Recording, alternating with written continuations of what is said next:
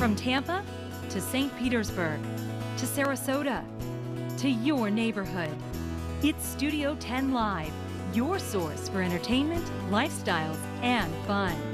Support.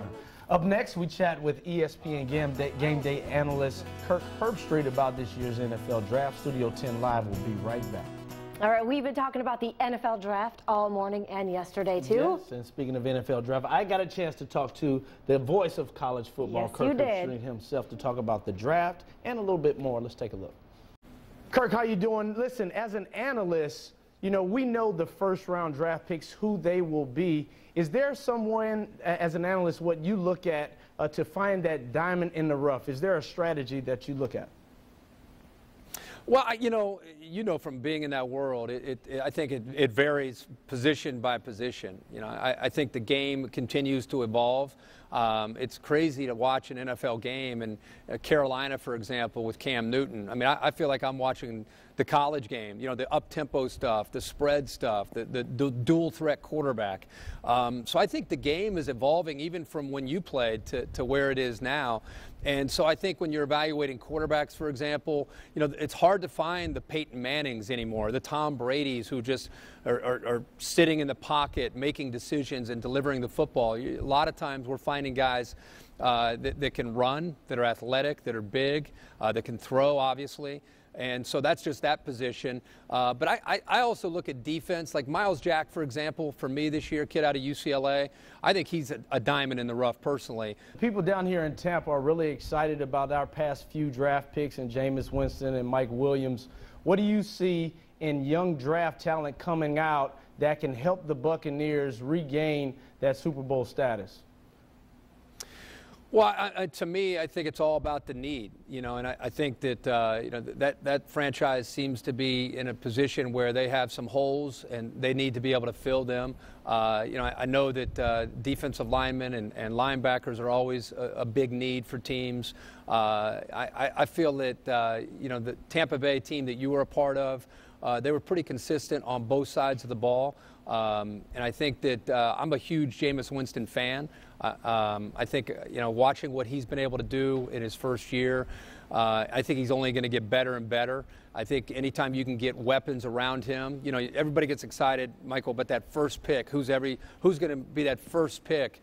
But I think the teams that go on to be teams that compete year in and year out, if you go back Sunday night and you look at that entire draft, whether it's 6, 7, 8, 9 picks, however many picks you have, the teams that win are the teams that are able to find those third and fourth and fifth round guys that become productive.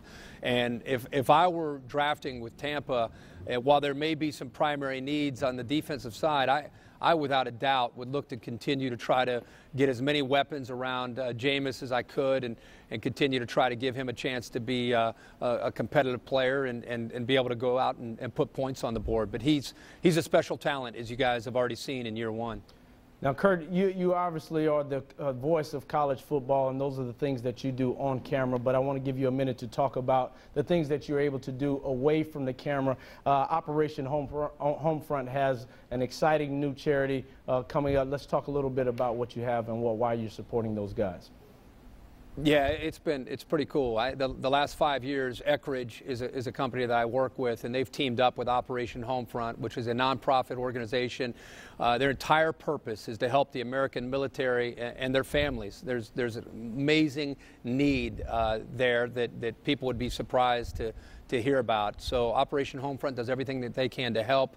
Eckridge in these last 5 years has donated $2 million to Operation Homefront and to these families to be able to help them out. It's going to continue this year, Michael, starting May 1st to July 4th.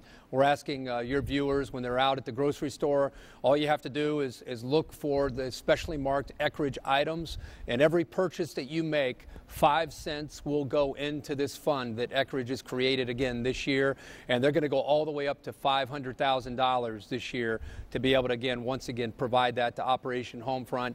So you're talking about over $2.5 million in these last 5 or 6 years that Eckridge has donated to Operation Homefront and these families.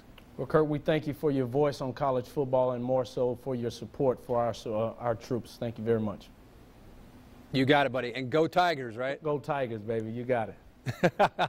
All right. All Oh, hey, this is what happens when I Google Michael Clayton. This is your draft picture. 4 scores and 7 years ago. Look at you, just Look a at my baby. old coach, John Gruden. Look at that. This is your draft day right there. What was going through your mind at this moment when you're holding up that Clayton jersey?